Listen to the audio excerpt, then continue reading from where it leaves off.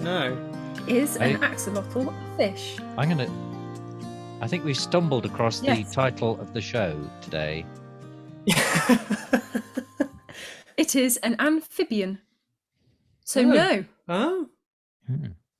Well, there you go. And the difference between an amphibian and a fish?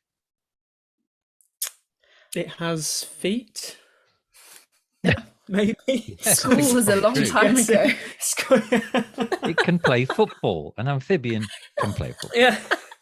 Axolotl football. I'd love Now to see look, that. we don't discriminate against fish here. They can play football if they want.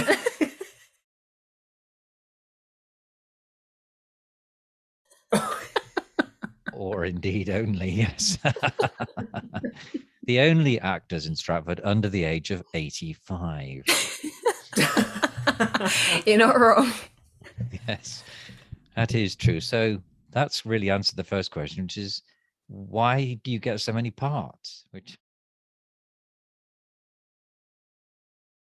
Yes, But we ought also to say, before we take a step further into this world, that Emma, you are, of course, you're probably tired of hearing this by now, but you are, of course, an award-winning actor.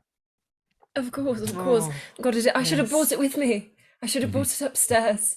But there it is. You should have put it in the background somewhere. This is what I've won. Sat proudly on our downstairs cabinet. Is the first and only award I will probably ever First win of many for acting, but very wholeheartedly treasured. Although I don't particularly like the thought of awards and stuff. I think it's a bit, that's a technical term. A bit. Yes. But I'll take it gladly. Is this the speech you'd planned? Yes. Yes. If you won an Oscar, that would be your speech. Yes, I would just go. I don't like awards. Now then, this was, of course, the Phil Bruce Moore Award for being the best actor, I think, of the last 2 years, actually, because didn't it sort of spanned the last 2 years because of the Invisible Menace? Yes, it did. So I think it was including Midsummer Night's Dream and Woman in White, which have two of the most sentimental values that shows have had, I think. Although both a challenge, personally, from role perspectives, really nice shows, I think, to remember with this award. I think, it's quite a nice one. Yes. And before we come on to both of your endless list of talents, although that is quite true, you are both very, very talented people.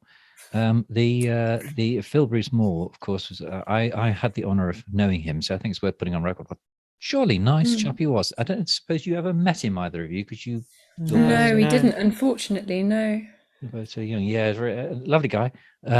Really, really jolly guy, funny, incredibly witty, intelligent guy, really well read, and deeply sort of humble and modest guy. And it's a lovely thing to do.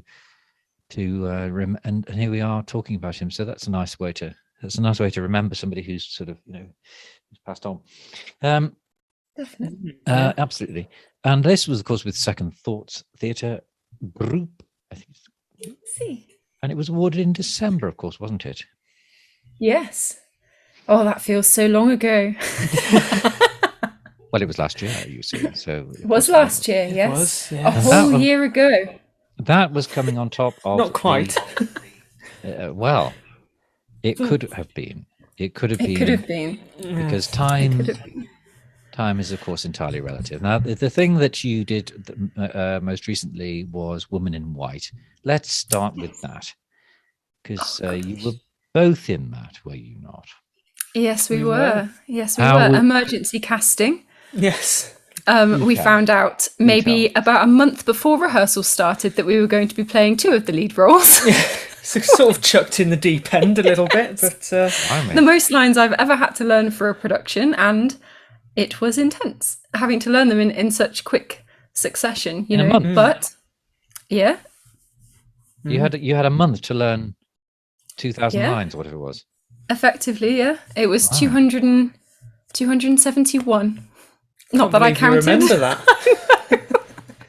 Tom, how many did you count yours? Tom, have you got? I didn't count mine. No, I just remember it being a few. Let's say a few. That's a good number. A few. A few with two noughts at the end. That's how many you had. Yes. And who were you both playing? Who were you both playing in that? Well, I was playing Walter Hartwright, who was, I suppose, sort of like the hero of the play, I suppose, who sort of whisked the main character, the woman in white, off of her feet. Well, in the end, yes, he eventually won her. Spoilers, sorry, anyone that doesn't know the woman in white, that's a big spoiler. Many 100-year-old story that nobody knows. That nobody knows.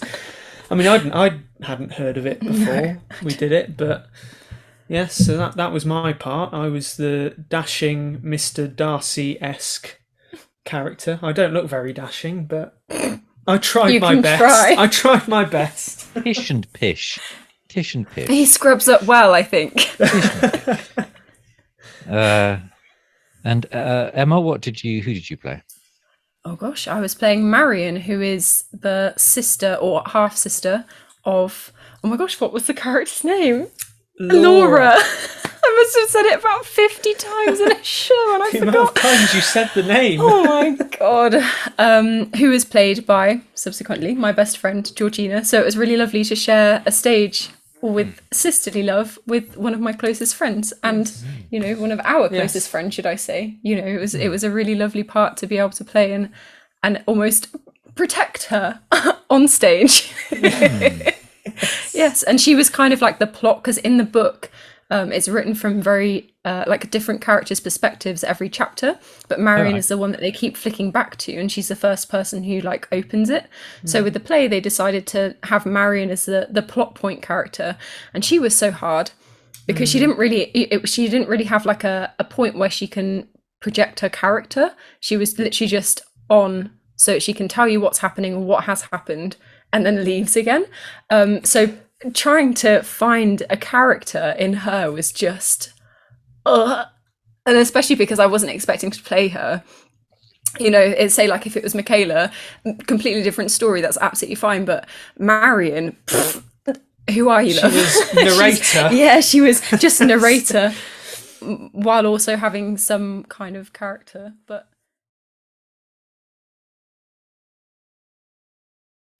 I can't remember the insults that I had to say, so but many.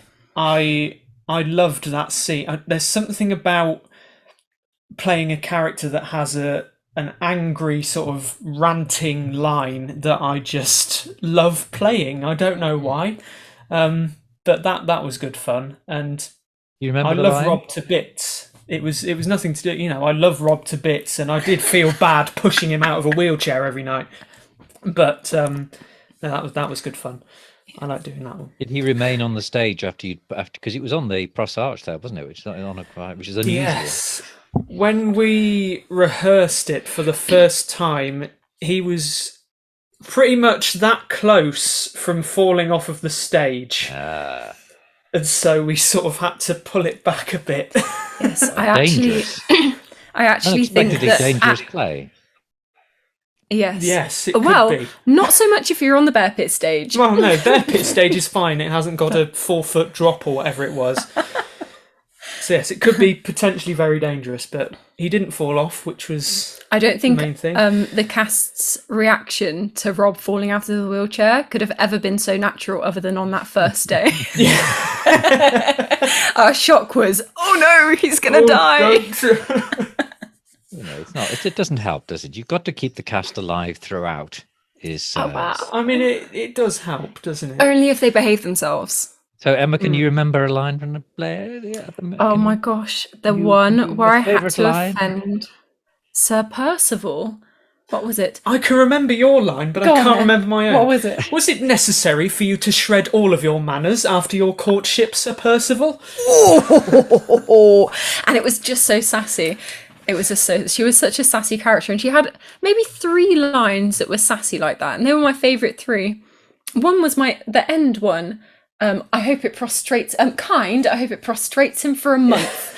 And then that was my final line. And I thought, you go, you, Marion. I've just Good line. remembered my favourite line. Oh, go on Actually, then. I've just remembered it. So it's after I've pushed him out of the wheelchair and he's crawling off stage, and then I shout at him and I say, "And take your go-kart with you," and I push the wheelchair off the stage. Was that Just an a improvised very- line, or was that actually written into the script? That was actually written in the play. I wish I could say it was improvised, but it was Wow. written into the play. Yeah. But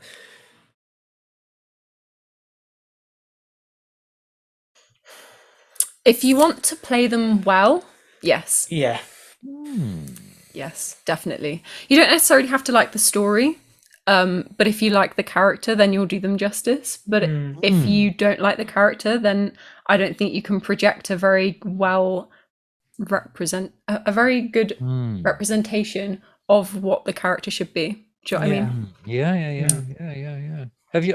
Because otherwise, character- you're just not gonna. Sorry. Have either of you played sort of dastardly, unpleasant characters? Go on then. not yet. Not Oh yet. no, as in like as in characters that you don't like. Oh, characters I don't like. Oh, God. Okay, this might be an unpopular opinion, but I absolutely 100% despise Lysander in A Midsummer Night's Dream. Right? I cannot stand that character. This is like 9 years of hatred. for this Coming out role. now. You're amongst friends. No, Tom. Nobody listens to this, so unburden yourself. Yes, well, it was because I had to play him twice at college. Yes. It's just I find he's just on this one constant level of I love Hermia, I am just this big ball of love, and that's all he is. Like, at least with Demetrius, when I played Demetrius, he was in love, then he had anger, and he had different emotions, whereas Lysander was just One level. love, and that was it. And it was just hard to play him. Yeah, he's a bit thin, isn't he? He's not. It's not. There's not much to get your teeth into, really. So basically, the two blokes are unusually they're foils for the two female characters, aren't they? Really, Helena and Hermia, because they do get. No, haven't you That's played? quite interesting, actually. Go carry on. It's quite interesting, actually, how normally in Shakespeare the Yes. women are so bland, but Yes. actually in Midsummer they have Yes. more levels than I think ever presented, really, because even like Lady Macbeth is fantastic, but also she has small little bits, and most of them are on a very similar level to the last. Yeah. So that's very interesting, actually. Maybe that's why people love it so much without even really realizing. Yes. Yeah. Yeah. That's very cool. Well, yes. Oh, And you, of course, More have played. Emma, you've played. Which one did you play in that one? I played, oh gosh, in the college when I played Aegeus, which I also despised. It's just Aegeus Aegeus is is not. Aegeus is. I know it's hard with side characters with classical pieces.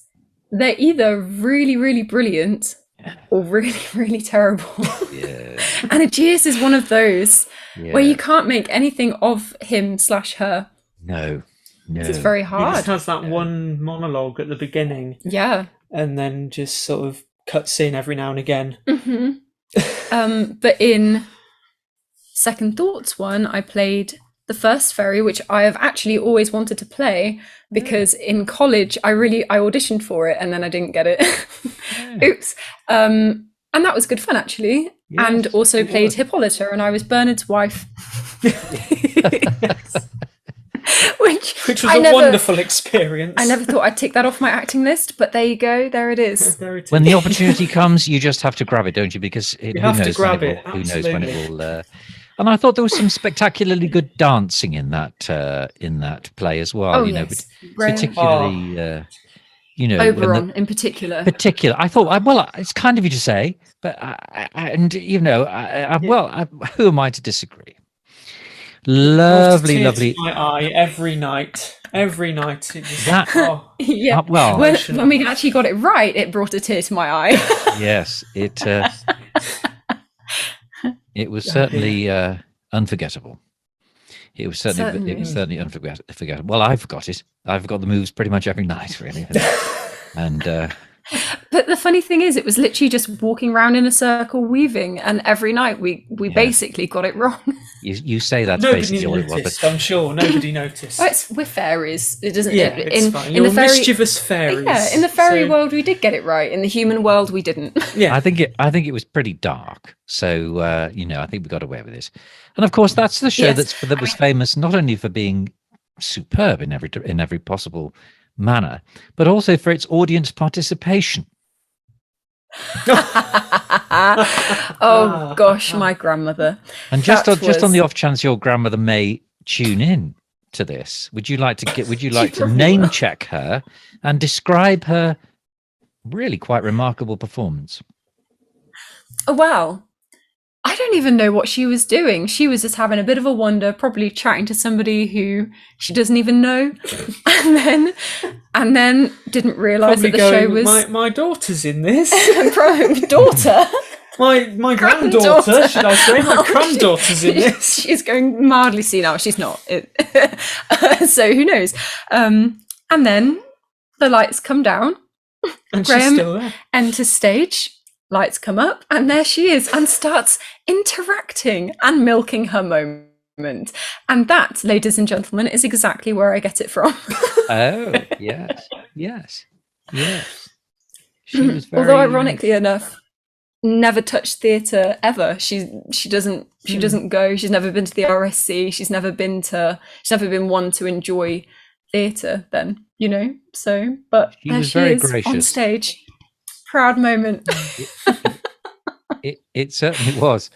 And she's very fortunate, because I did actually have a thought that because poor lady, she was so obviously on stage and the lights were so obviously up that, that I thought, I've really got to bring her into this scene. I can't ignore the fact What that did there you is. even do? Yeah, what Because actually we happened? were off stage, so it'd be great to know what actually happened and hear your perspective of it, Graham. Oh well, yes. I thought. Well, why don't I interview myself?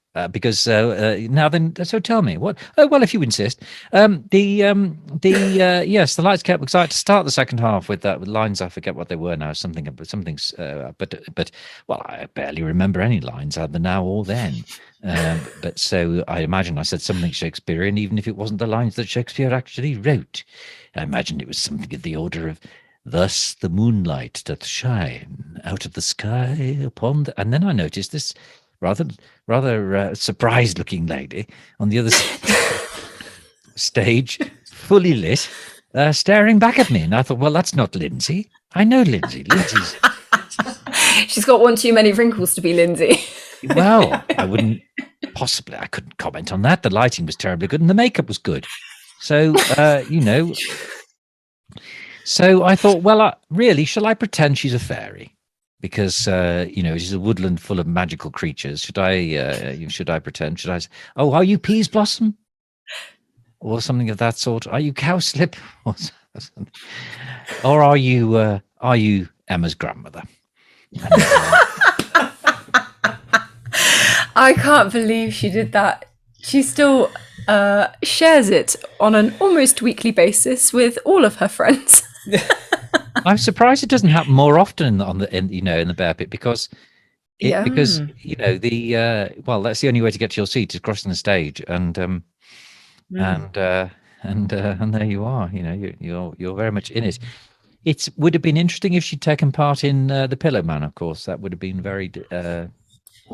Well, that would have been Heaven an entirely. knows what would have happened to her in that. Oh God! And she finds it very hard not to laugh at every given moment she has. So she probably would have let out a very large cackle at a very inappropriate moment. Has she met Steve Farr? Because they both have that trait. She has. They both do, have don't that they? trait. They do. They do. So, Pillow Man. Now, funnily enough, since we're on there, let's stay in Pillow Man world because you were both in that as well. Yes, you were involved. Yes, I was a dancer. A dancer again. Never thought you'd see the day. Yes, dancing again. Yes. Yes. It's a common Yes. theme, considering we're not dancers and we have no rhythm whatsoever. No. We seem to get cast as characters who do a lot of dancing. Well, that's because you're under 85, you see, because then therefore it's less likely you've got, you're full of arthritis and rheumatism like the rest of us. So Maybe I'm overselling myself. Well, I don't think you've possible to oversell yourself if you're an award-winning actor. You've really the honor. Crikey, Riley. The honor speak for itself. But now, when your family saw you in Pillow Man, could they divorce the character from the person? In one word, no. Did they let you back in the house? I suppose that's what I'm asking. Did you have to sleep outside? My mum was tempted, because I still lived at home then, and my mum was very tempted to lock the door behind her and put locks on her bedroom door. Of course, I pre-warned them that it was a very murderous plot, and I was the one who did the murdering. Yes. But everybody knows that playing a devious, nasty character with a nice subplot is my kind of character. So I think my family kind of go, okay, she's playing a weirdo every time that I have a role. And then if I go, no, I'm genuinely playing a nice character, they go, what? Are you? Really?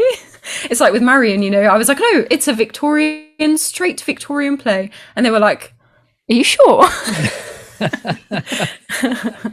Yes. Yes, that's... but didn't they hear you do I mean, when you're going, let's go here next, because I ask all the celebrities who appear on this, pod star, I like to call it now. I've decided to call it that, a pod star. The line learning. Now, did they not, when you're doing your line, you're learning your lines, do you not kind of strut around your house? Could they not hear you talking about these vile deeds? Yes, probably. But they thought it was you. Yeah, quite. But do you know what? The amount of times when I've often thought, oh my God, I wonder if next door think that I'm genuinely having this conversation with my mum. Or yourself. Or myself. Because I mean, it was just me and mum, and now it's just me and you. But my neighbours at my old house knew me and knew that I was into theatre, so perhaps realised, oh, she's running her lines. But our new neighbours do not know anything about us other than our names. So they must hear us running our lines going, what on earth are those two up to? And thank God we haven't done a murderous play yet. Although, actually... Oh, this is a bit of a plug for future. We're doing The Sad Contessa with Bernard, and that's one that he's written himself, and in which I play a murderous character. Who knew? It's almost as if I have a casting type. So they're going to hear us running our lines, going, oh my God, this poor girl's been through so much. I think that'll probably raise the property values, particularly. Quite possibly, invite them in. It's going to break the ice, isn't it? If you invite them in and you're well, I don't know what the character's doing, but if she's now the other one, of course. No, let's stay with lines for a minute. How do you both learn your lines? Because you are very famous for all kinds of things, all sorts of theatrical skills you have. But But one of the things you're most people have most in awe and hold you in awe for is how speedily your lines do get learned. Tell us your secret. Well, mine isn't so much of a secret, because I think I learn my lines in a similar way that a lot of people learn their lines, in that I sort of read. My aim is to do sort of a page every day, and so I read the page a few times, go through it in my head a few times, and then just sort of go through it every day a few times. And if I've learnt lines before that, I sort of stitch them together with the lines I've learnt previously, and then just sort of go over and over until it drives me insane. It does drive him absolutely insane. I'm like, Tom, why are you whispering to yourself? And he's like, I'm doing my lines. Yes, there's countless times where I can just be sat in the living room just staring at the wall. And then every so often he does like a little mumble, and I'm like, you okay? And he's like, oh, I'm just doing scene 2 of Act 1. But surely you help each other with cues. Do you help each other with cues and so on? Of course. I mean, how else would we fill our spare time? Well, you have met. Well, judging by your Facebook entries, of course, there are many things prior to the Invisible Menace, and in fact after the Invisible Menace, or in the stage we are at currently with the Invisible Menace, which seems to be, according to Johnson, do exactly what you want when you want, providing it involves wine and cheese. Oh, do you know what? Yes, what an interesting man that man is. Well, let's lower the tone there, hasn't it? Let's get back to theatre. Emma, how'd you learn your lines? Well, fun fact, I don't actually sit down and learn them. I know. It just happens. It does. Do you know what? With Pillow Man, I didn't sit down once to learn my lines. All I did was read the scene twice. We went to the rehearsals once. You helped me rehearse it one time in your parents' living room, and then I got it, and that was it. Good. But Lord. Since COVID, it's not that easy. And now I don't know what I'm doing. So I need to learn some strategies, because The Woman in White learning lines was really challenging. And I actually had to sit down for the first time ever and learn lines. And I didn't know how to do it, basically. So are you talking basically with Pillow Man as a sort of photographic memory, that you saw the script like once and it just and it was there? Basically, but that's exactly what I mean by... That's incredible.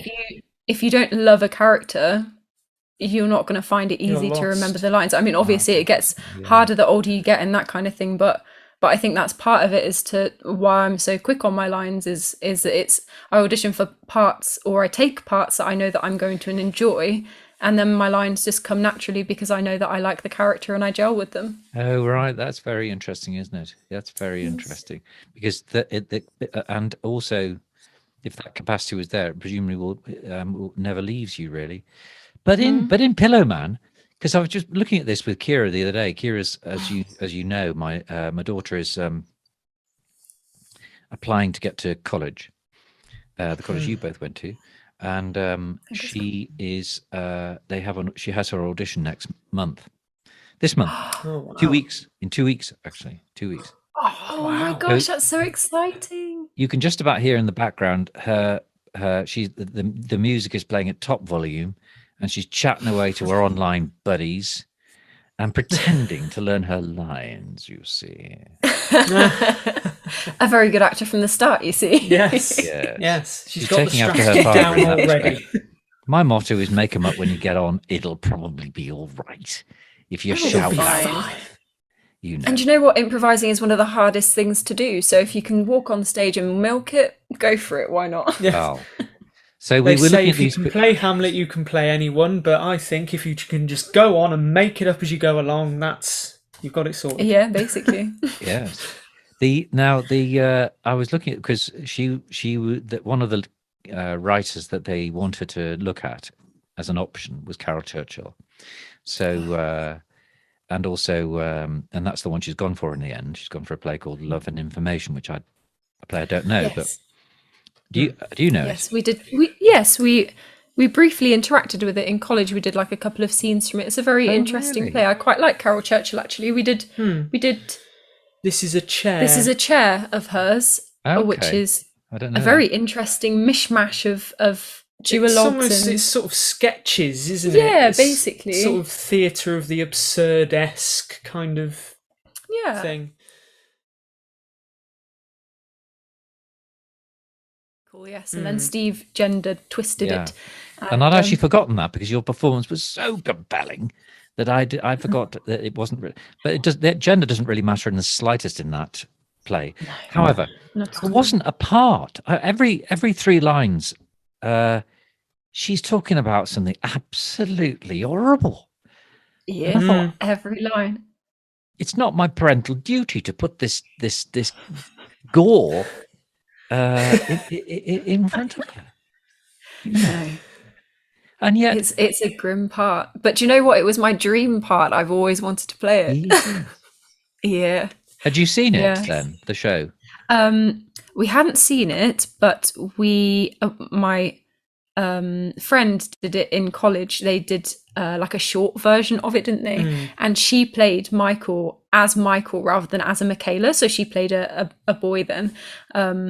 And since then, oh my gosh, she was just on top of my list of, I don't care if I play it as a boy or a girl, gender neutral, Wow. I don't care. Yeah, I just, yeah. that role is the role that I really Yeah. want to play. No, it was very good.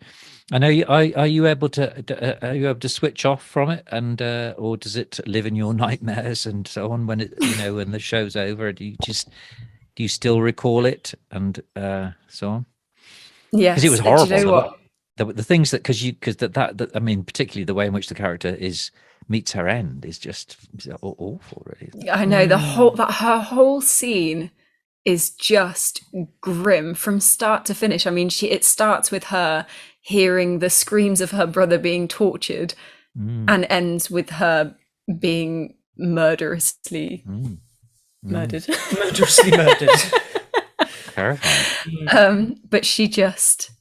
But you know what? Whenever I think of Michaela herself, I don't think of her as this awful murderer. I think of her as just a nice little being. Although she is grim, she couldn't help it, She was just copying her brother's stories. Yeah, and Yes, there's some kind of sweet innocence behind it, and Yes. I don't know, there it just makes you think of things completely differently Yes. when you have a character that's so on two levels all the time.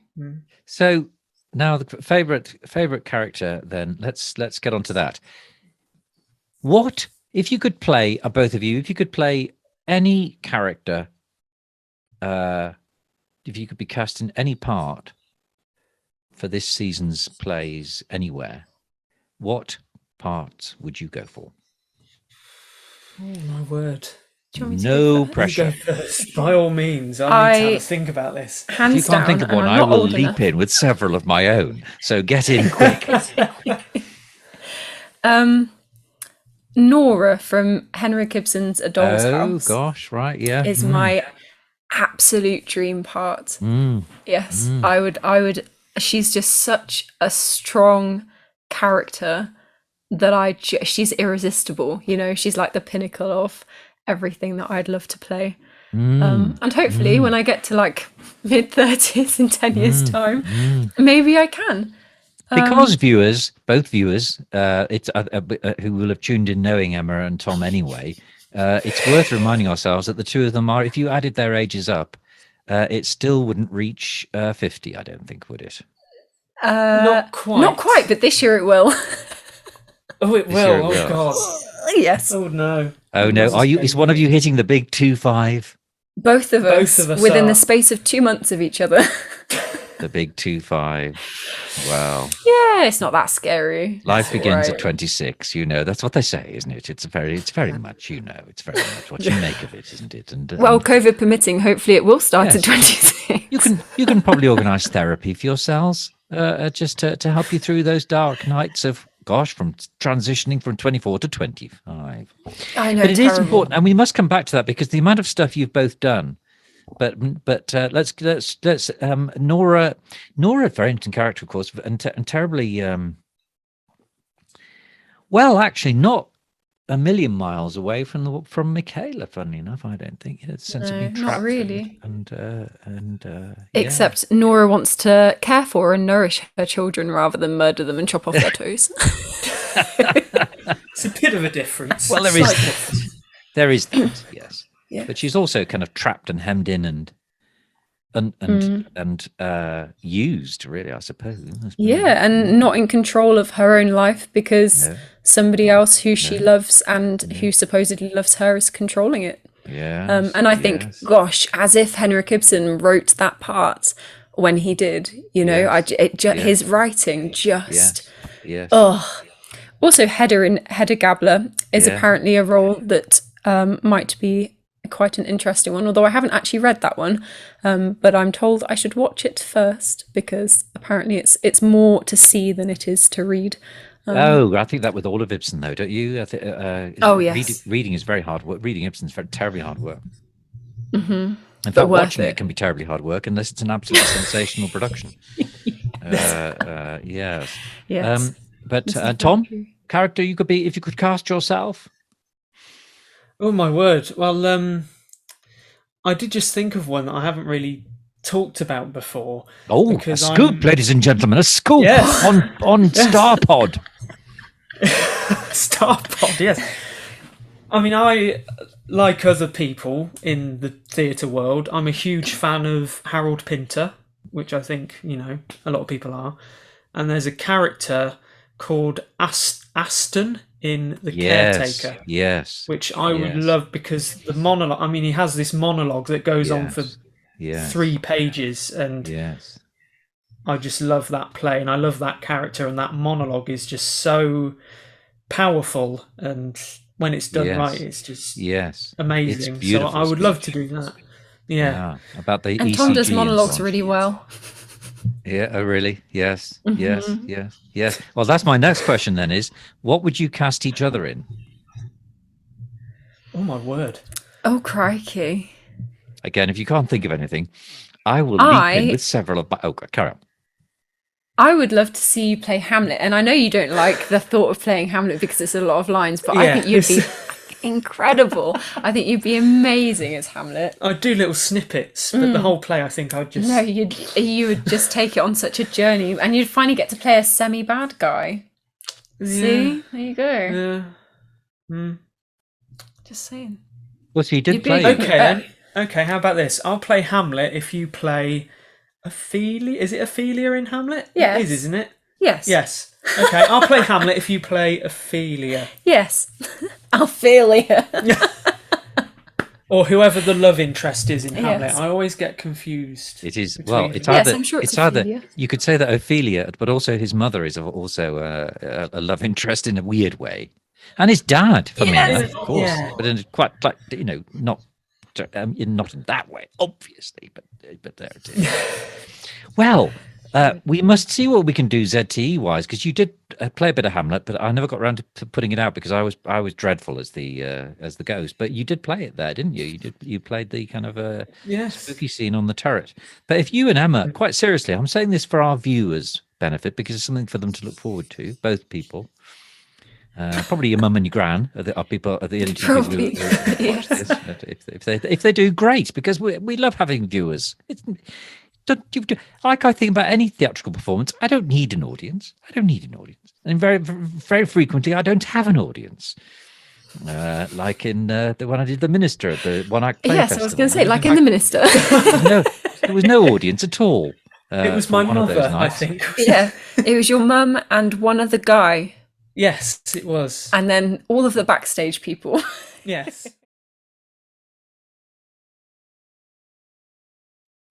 No, it's just one of my favourite genres of anything is just dark comedy. There's just something about dark comedy that I love. One of my favourite shows is Inside Number 9.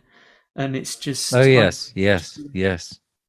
Comedy that sort of pushes the boundaries is just one of my personal favourite things. Yes. Have you both done comedy? Have you both, like, straight comedy, just for laughs type thing? You are fantastic at comedy. You are.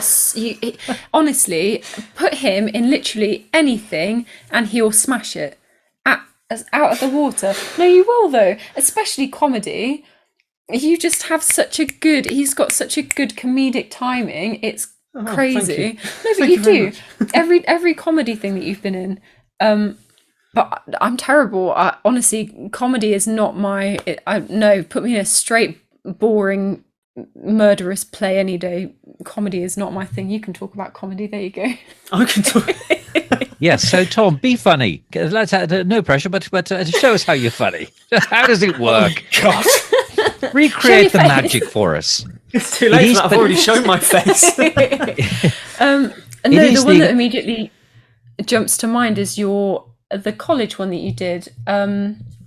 For the festival. Woman Who Cooked Her Husband. No. No. For the festival, the one where we directed Unbearable ourselves. Hotness. Yes. Yes. Yes. He was so funny. That is a good play. It is a very good play. Unbearable Hotness. I'm not. All right. It's a new one. Go for it.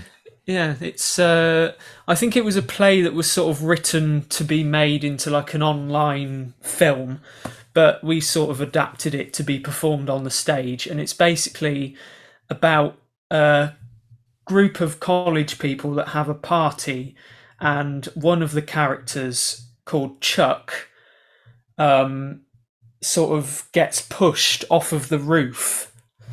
And everybody thinks he's dead, but it later turns out that he's just broken several bones in his body. And so the whole play is basically just about this group of friends that are just sort of trying to fathom the fact that one of their friends has just died and they don't know what to do. And again, it goes back to are the laughs dark sort comedy. of implicit? Do you have? I mean, are there laughs? You know, is it a wry play? Do you wryly smile? Where's the comedy in that, Tom? Let's be honest. I mean, it doesn't sound funny, but it just is. It's the way that the writer, I can't remember who wrote it. Gabrielle Davies, I believe their name was. And they wrote it with such brilliant opportunity for timing, didn't they? And you had a cast full of people who were obsessed with performing comedy, and they just gelled so well together. And I had stitches in my stomach from laughing at this performance. It was so funny. But Tom, comedy is so much harder. Do you think comedy is harder than straight or tragic characters? Massively, yes, because you're sort of, in a way, you're sort of relying on the audience to give you a reaction. And sometimes that reaction doesn't come and you have to carry on and it feels incredibly awkward. But there's a lot of pressure. It is pressurizing, isn't it? It really is. It really is. Now then, we're coming to the end of this chittero-chattero. The other one I want to talk to you both about, really, and just to for other people, I think other people would be interested in, is how you manage it all, really, and because both of you work and work flipping long hours.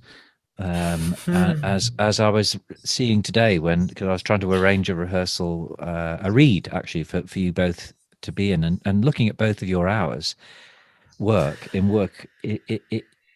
have so little. It seems you have so little time off. Yes. And yet, you are in so much. I would guess you're in what, sort of 2 or 3 things a year, probably. Pre-pandemic, we were in 4 a year. Yeah, we managed 4 a year. Wow. Yes. 5 if you count Halloween in 1 year. We used to do Fright Nights at Kenilworth Castle. Oh God! Before it was taken over by Kenilworth Castle themselves, as like the event, and we would just go from one show to another. It's like with the Pillow Man, for example, we were both in Streets Apart. Well, we were all in Streets Apart, and then we went straight. And the rehearsals for Pillow Man overlapped by about 2-3 weeks. Yes, they did. Yes, they did. Because my first meet with Lex, I met Lex. We did the rehearsal, and then the next day I came to the Streets Apart rehearsal, which is completely bizarre to me. And now we've had that year of pause and getting back into it and trying to find time to do lines and organize things. And although we've only done 2 shows with your ZTE stuff as well.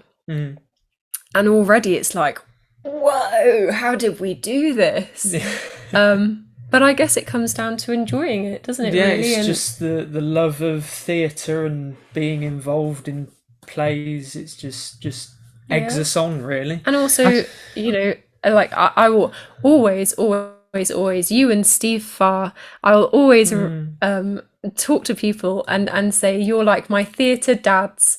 Both of you, because you're just so lovely and so important. And do you know what, you can't with theatre, it's hard because it's so time consuming, but the community that you get from it is just one of the most beautiful things I think you can ever. Oh my God, getting emotional. I think it's one of the most beautiful things you can ever experience, you know, because I mean, I look forward so much all the way through lockdown. All I could think was, I just want to go back to the bear pit. I don't want, it wasn't even like, oh, I want to go back to work, or, oh, I miss this person in particular. Like, I missed everyone. It was like missing your family, you know, it was It's crazy. like a little family, isn't yeah. it? All of these theatre groups are a part of a little close-knit family. Yeah, Absolutely, literally. it is. Yeah, it is a very. Yes, in fact, in some respects, it's sort of more than a family. It's, or rather, you know, families. What they say about families, of course, you don't choose them, do you? But you, and there it is. But it is a community that's very deeply. But people are very traditionally non-professional, or any theatre has a reputation for being sometimes quite devious backstage and all the rest of it, but I've never known that with any of the groups that the three of us have been with it, and No, particularly the not Bear at Pit. all. No. And do you know Smashing what? place to It's be. so lovely because you're having a bad day, and you go into rehearsal and you're like, I feel utter rubbish. And then all of a sudden you leave and you feel so much better because you spent 2 hours rehearsing with friends for something that you're all pouring so much passion into. And I think particularly with like Bear Pit and Second Thoughts, like that's what you get every time, is regardless of who's going to come and see it or how much it's going to make or whatever, the most important thing is it's the end result of you guys having a good time. Yeah. And that's Yeah, the I point of it, suspect the really, two isn't of you are. Correct me if I'm wrong, but I suspect the two of you are pretty organised, actually. I suspect because you two would have to be in terms of management. Because you just, Yes. I think we can reveal to the world you've just purchased a home. Yes. Yes. Yes. Not a This care is one home. of the rooms. One of the very messy rooms of current. But I mean, you run your professional lives. And then you're in these 4 shows a year. You've bought a house. You're both still 24. It's really quite something. I mean, I do sound like it's fatherly at this point. You do. And this is exactly what I mean. You were exactly like a little father figure for us. A little fatherly. Well done. Well, if Steve and I think would be very good parents. Yes, I think so. Two very good dads, you know, as in like together, a couple. Yes. I think that would be a smashing idea, frankly. Yes, very But well balanced. and he, of course, he's but except that he's a genius. I mean, that's Yes. But now but I suspect that's the case. You've just got to be really. You've got to be terribly, terribly organised. Yeah.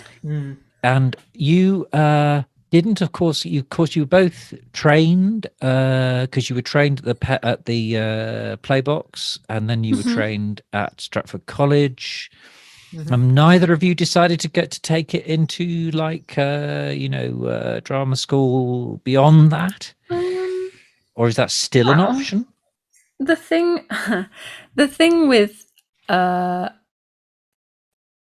being a woman in theatre, especially a tomboyish kind of woman, I'm not particularly the type that an acting school tends to go for. So that kind of put me at a bit of a, do I want to waste hundreds of pounds going to auditions for drama schools that are probably not going to take me anyway, realistically speaking, because you've got to be realistic, you know, especially in the theatrics professional side of things.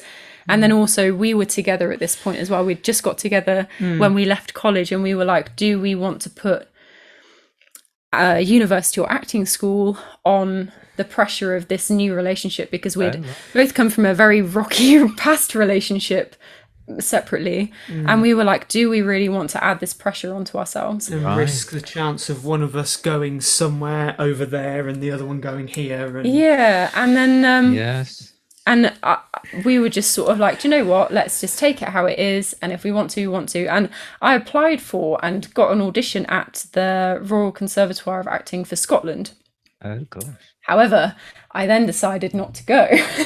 And part of me is like, I wonder what I would be doing. But then also, I'm very glad that I didn't go, because if I did go, then I wouldn't be a supervisor. I wouldn't be realizing that I want to pursue a career in management. I wouldn't realize, oh, well, amateur dramatics is somewhat better than professional dramatics, because you there's no pressure of, oh well, now this job is finished, where's my next one? You can just enjoy and savor every moment. Yes. And also, we wouldn't have a house. No. And I think that's been so important for us, like the fact that Massively, yeah. we've been able to do shows together. Yes. Whereas, like, if we'd have gone to acting school, we'd have had Yes. to have done shows separately. Yes. Whereas we've nearly known each other for 10 years and been together for 6 next month. Good Lord. And to not be performing together for a period of time in that, I couldn't imagine that, regardless of whether you get a small role in a TV show or whatever, I think that the roles and the people that we've consequently met and performed with has been no sacrifice, if that makes any sense. Really, really well put, if I may say. Yeah. That's beautifully explained. thank Tom, you. same for you, Tom? So, yeah, same for me. I mean, I'm very thankful for all of the people that we've met in like the Bear Pit and Second Thoughts, and I couldn't really imagine a world without them, to be honest, No. because it's just very thankful for where we are, really. Yes, exactly. Because we've got, like you say, we've got quite a well balanced life, really, and we're very fortunate. Yes. I mean, we've both worked incredibly hard to get to this position, and it's just enjoying it. Like Yes. you say, we're 24 and a bit, so why not just enjoy it? And because I think because we've been together for so long and we've known that the relationship is to stay rather than not to, regardless of whatever is happening in the outside world. It was kind of a no-brainer, wasn't it? That yes, everything was a no-brainer basically, and we sort of had to plan without really planning. We didn't, when we got together, we didn't go, oh well, we're going to do this in 5 years or this in 10 years or whatever. We just sort of go with the flow, and it just sort of works. It worked really. out. Yeah, it all worked out in the end. Yeah. And of course, when you say the end, of course, it isn't for you two. No. It's of course completely just. I mean, the things you've achieved. I mean, it's not about achievement, is it? That's completely the wrong word. The things you've experienced on stage, as we've just dived into during this chit chat, are quite remarkable. And who's to say? I mean, if you go to drama school, who's to say whether that would have been repeated? And I know we often say, don't we, in people who are not in professional theatre, as you and I, as we three are not. Well, we wouldn't have got parts like the parts we've had, but I actually think that's true. Because I mean, if you think about it realistically, I mean, gosh, we know so many people that went to university to study acting or performing arts, and they've had background character number 3. And they've gone, gosh, you've done so many roles or so many main roles. I mean, the amount of main leads that you've had is incredible.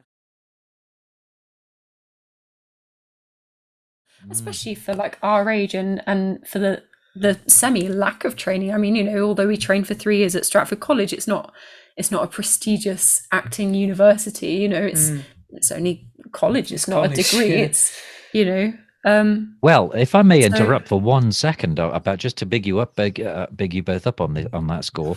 When my daughter and I were looking at drama school, because Kira's, we were thinking about what about after that and so on, and I always think of you two when I'm talking to Kira about the futures and so on, because if she has a future that's anything like your present, I think I'd be so thrilled. And if she grew up to be anything like you two, I would be so thrilled as well. But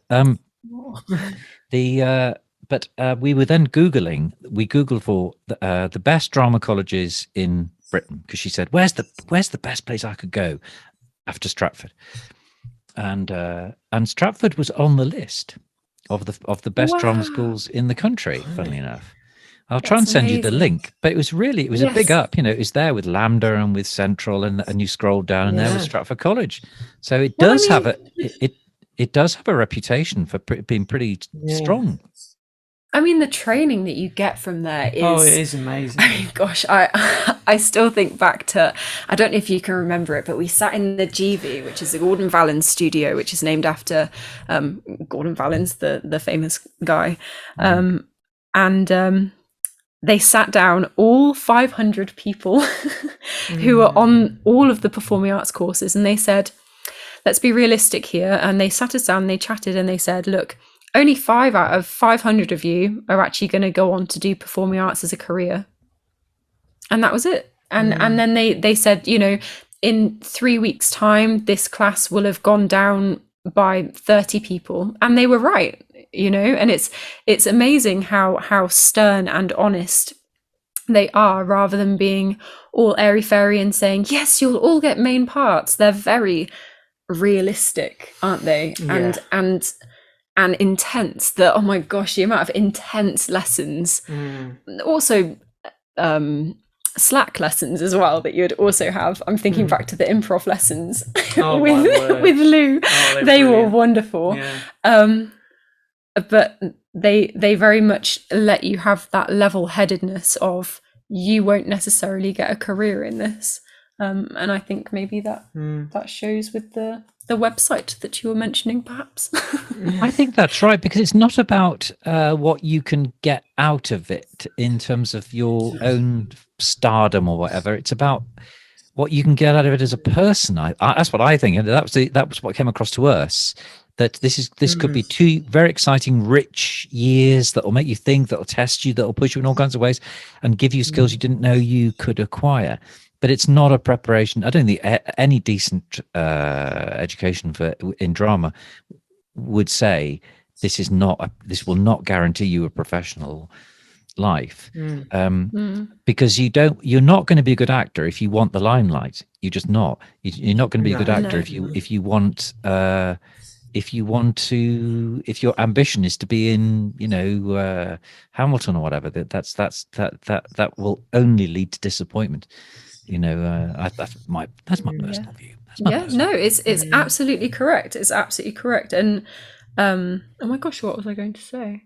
But it's like right time, right place. You know, more than anything, you could be one of the most talented people in the world, but if you're not in the right place at the right time, have you got it? No. But if you are, fantastic. It's like Rachel Zegler, who got cast as Maria in West Side Story.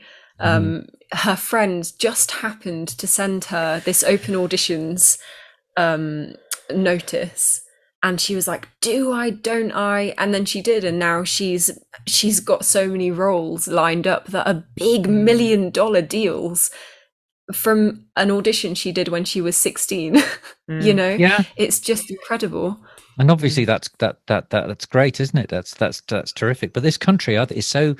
I don't think much of England. I think in many ways it's a very dark and unpleasant place. But one of its richnesses is theatre, I think, isn't it?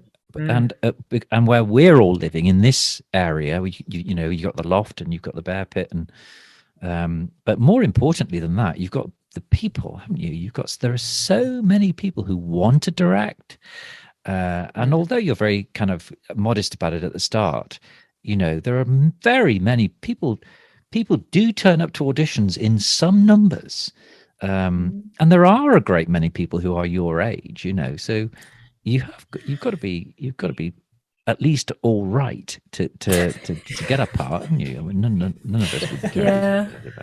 Yeah, I mean, I guess people see our passion. I mean, you're very good, and I don't care what you say, but there's no doubt that there's always a role for you in everything, you know, because you're just one of those people. I'll say it till I die.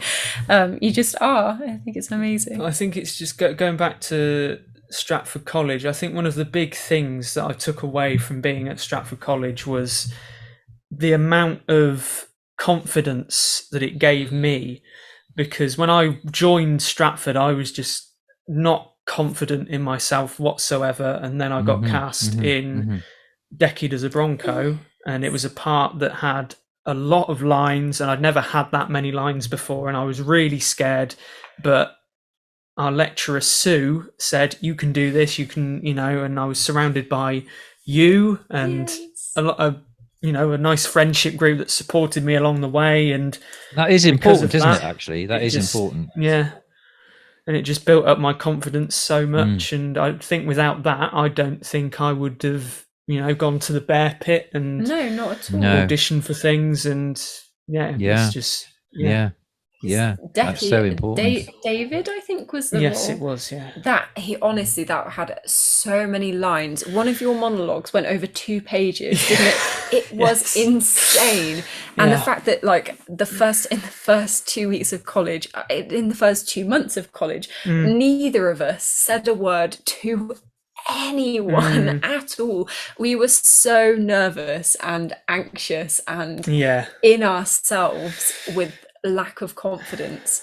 And then by the time that we'd finished level 3, which was 3 years later, we were singing in the middle of Oasis, which is the cafe that they have in college. Would I have done were that? you? Yeah, but like not as part of a performance, but just because we could. Messing around, just having a laugh. And Yeah. it was just Terrific. it was just character development after character development for That's the whole so class, important. basically.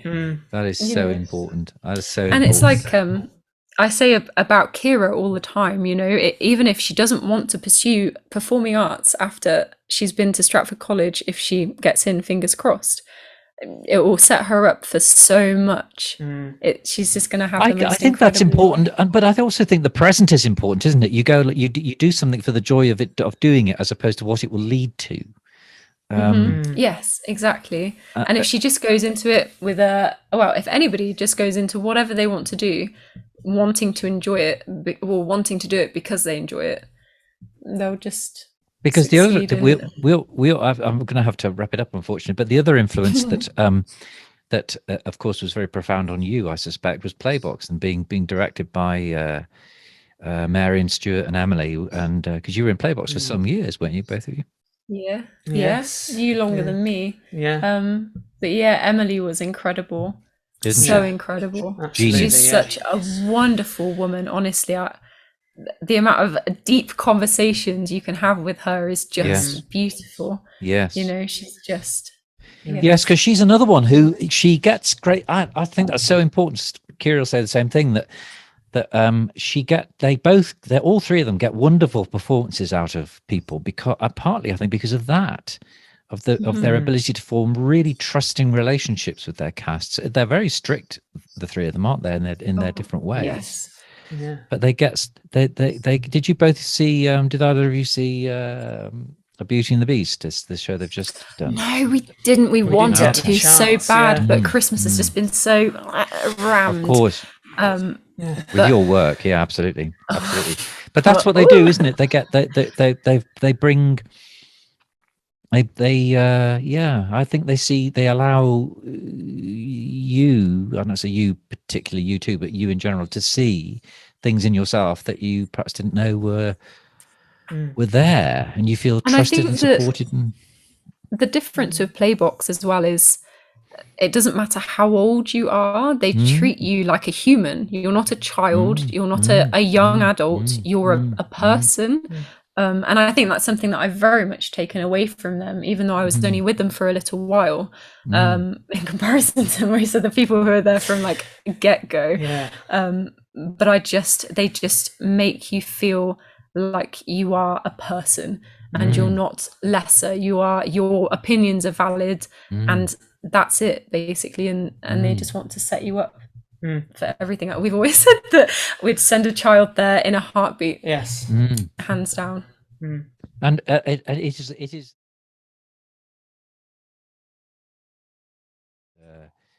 and be inspired by your your drive and your generosity and your good humor and the way that you've maintained the lovely personalities you both have, despite very difficult times that we live in, really.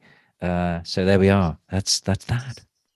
Thank you, Graham. Yes, thank you very much. It's lovely to chat with you. Cheerio. I'll just turn the recording off now.